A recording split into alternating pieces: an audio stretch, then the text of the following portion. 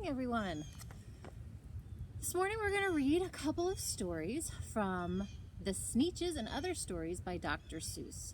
I'm Mrs. Maisch from the New Providence Memorial Library, and while we're all sequestered and doing our best to social distance, I thought it would be a nice change of pace to read outdoors since we finally have a beautiful sunny morning.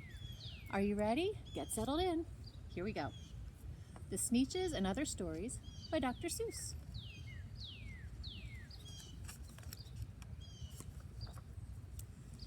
First, the Sneetches. Now the star-belly Sneetches had bellies with stars. The plain-bellied Sneetches had none upon theirs. Those stars weren't so big, they were really so small you might think such a thing wouldn't matter at all. But because they had stars, all the star-bellied Sneetches would brag, "We're the best kind of Sneetch on the beaches." With their snoots in the air, they would sniff and they'd snort. "We'll have nothing to do with that plain-bellied sort." And whenever they met them, when they went out walking, they'd hike right on past them without even talking. When the star-bellied children went out to play ball, could a plain belly get in the game? Not at all. You could only play if your bellies had stars, and the plain-bellied children had none upon theirs.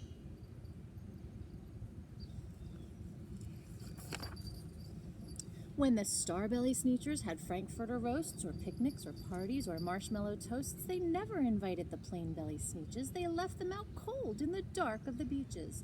They kept them away, never let them come near, and that's how they treated them year after year.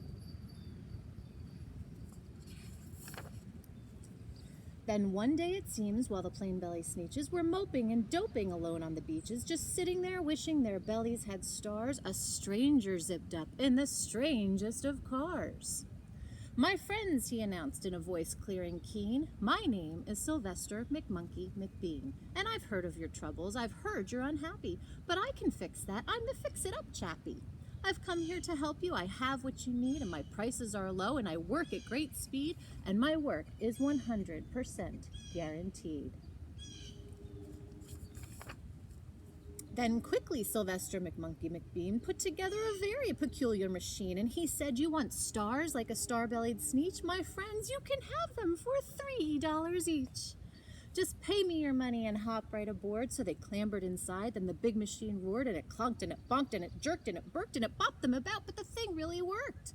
When the plain-belly Sneetches popped out, they had stars. They actually did. They had stars upon theirs. Then they yelled at the ones who had stars at the start, "We're exactly like you. You can't tell us apart. We're all just the same now, you snooty old smarties, and now we can go to your Frankfurter parties." "Good grief," groaned the ones who had stars at the first. "We're still the best Sneetches, and they are the worst. But now, how in the world will we know," they all frowned, "if which kind is what or the other way round?" Then up came McBean with a very sly wink, and he said, "Things are not quite as bad as you think. So you don't know who's who? That is perfectly true, but come with me, friends. Do you know what I'll do? I'll make you again the best Sneetches on beaches, and all it will cost you is $10 eaches."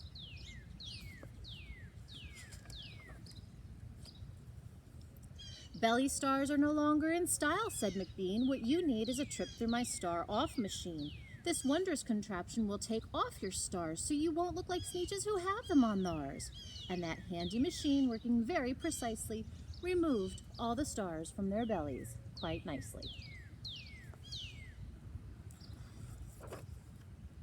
Then with snoots in the air they paraded about, and they opened their beaks and they let out a shout, "We know who is who, now there isn't a doubt. The best kind of Sneetches are Sneetches without." Then, of course, those with stars all got frightfully mad. To be wearing a star now was frightfully bad. Then, of course, old Sylvester McMonkey McBean invited them into his star-off machine. Then, of course, from then on, as you probably guess, things really got into a horrible mess.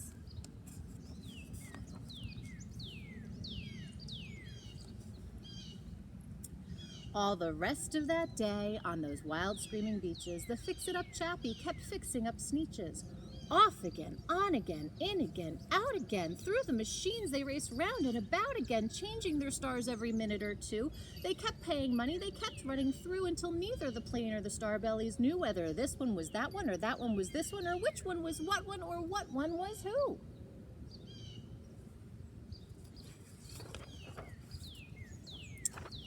Then, when every last cent of their money was spent, the fix-it-up chappie packed up and he went. And he laughed as he drove in his car up the beach. They never will learn. No, you can't teach a Sneetch. But McBean was quite wrong, I'm quite happy to say, that the Sneetches got really quite smart on that day. That day they decided that Sneetches are Sneetches, and no kind of Sneetch is the best on the beaches. That day, all the Sneetches forgot about stars, and whether or not they had one upon theirs. That kind of reminds me of how we're all living now. Used to be about who was doing what activity and where you came from and what you had on to wear to school that day, and now none of that matters because we're all home and we're all just missing each other. So our next story in the Sneetches and Other Stories by Dr. Seuss is called The Zacks. This is one that I always loved whenever we had a little sibling rivalry going on in my house. Here's the thing, we're all stuck inside together, and siblings are going to argue. And sometimes we get so stubborn that all we care about is being right, and we forget about meeting in the middle and compromising. Let's hear what happened to the Zacks. One day, making tracks in the prairie of cracks, came a north-going Zacks and a south-going Zacks.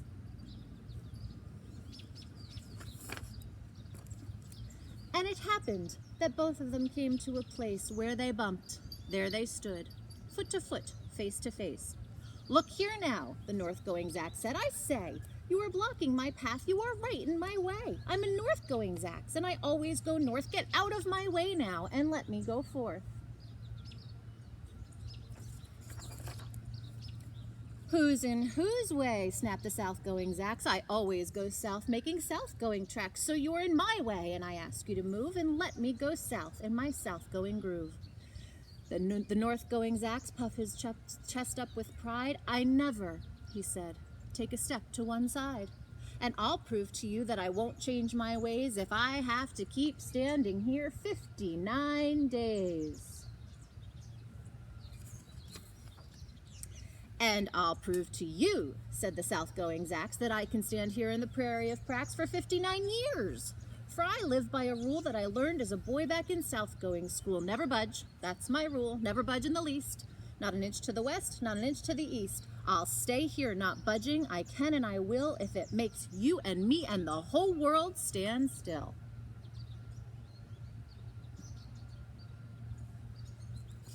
Well, of course, the world didn't stand still. The world grew. In a couple of years, the new highway came through, and they built it right over those two stubborn Zacks and left them there standing, unbudged in their tracks. That's a fun one. Helps us remember to kind of calm down and work with each other and compromise a little bit. Now, here's a silly one. Anybody out there named Dave? You're going to like this one. This story is called Too Many Daves, and it's just a silly tongue twister of a book. I'm going to see if I can get through this one without tripping myself up. Did I ever tell you that Mrs. McCabe had 23 sons and she named them all Dave? Well, she did, and that wasn't a smart thing to do. You see, when she wants one and calls out, "Yoo-hoo! Come into the house, Dave," she doesn't get one. All 23 Daves of hers come on the run. This makes things quite difficult at the McCaves, as you can imagine, with so many Daves.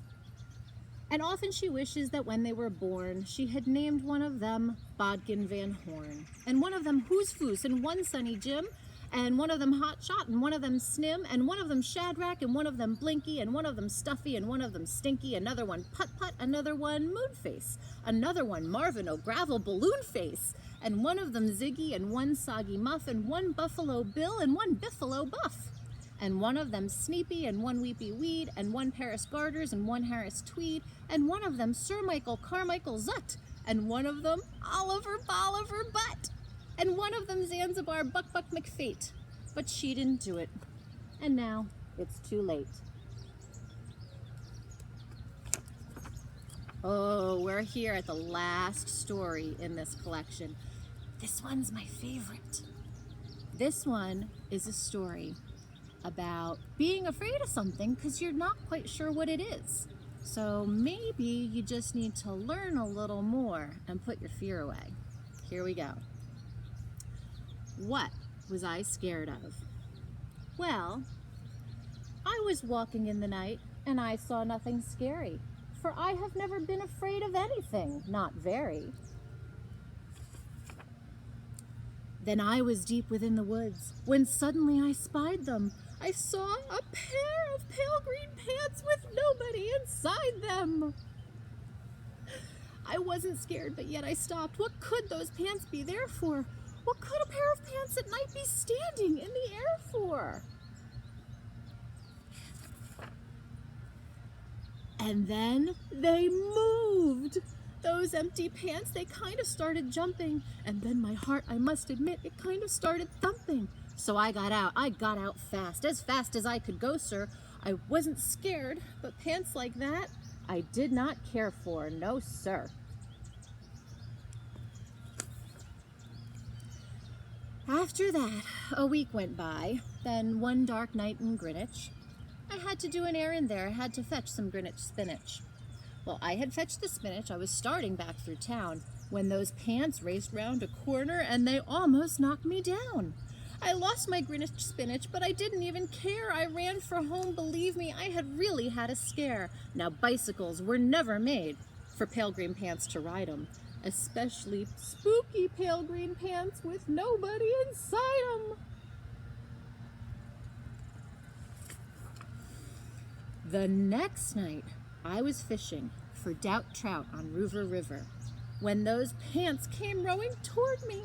Well, I started in to shiver. By now I was so frightened that I'll tell you, but I hate to. I screamed and rode away and lost my hook and line and bait too.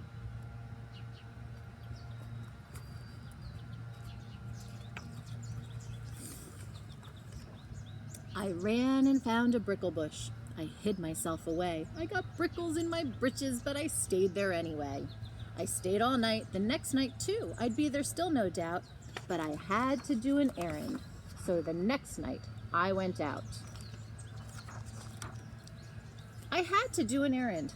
Had to pick a peck of snide in a dark and gloomy snide field that was almost 9 miles wide.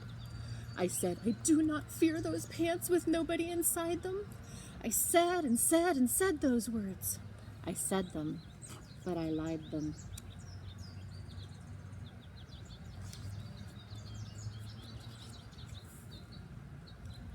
Then I reached inside a snide bush, and the next thing that I knew, I felt my hand touch someone, and I bet that you know who.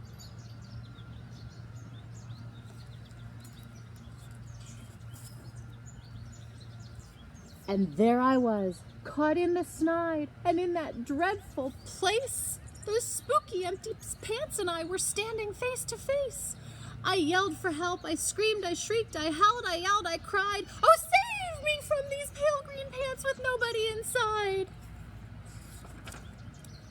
But then a strange thing happened. Why, those pants began to cry. Those pants began to tremble. They were just as scared as I. I never heard such whimpering, and I began to see that they were just as scared that I was just as strange of them as they were strange to me. I put my arm around their waist. I sat right down beside them. I calmed them down, poor empty pants with nobody inside them.